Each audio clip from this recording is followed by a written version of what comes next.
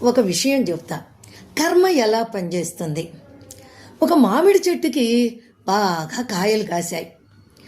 ఒక మనిషి కళ్ళు ఆ కాయల్ని చూశాయి. కళ్ళు చెట్టు దగ్గరకు వెళ్ళలేవు కదా, అందుకని కాళ్ళు చెట్టు దగ్గరకు వెళ్ళాయి. కాళ్ళు కాయను కోయలేవు కదా, అందుకని చేతులు కాయను కోసాయి. చూసిన కళ్ళు, వెళ్ళిన కాళ్ళు, కోసిన చేతులు కాయను తినలేవు కదా, అందుకని నోరు తిన్నది. తోటమాలి వచ్చి వీపుపై కొట్టాడు. తిన్నది నోరైనా దెబ్బలు తిన్నది మాత్రం వీపు.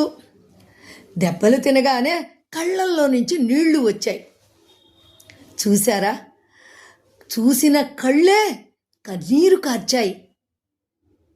మన జీవితం కూడా అంతే.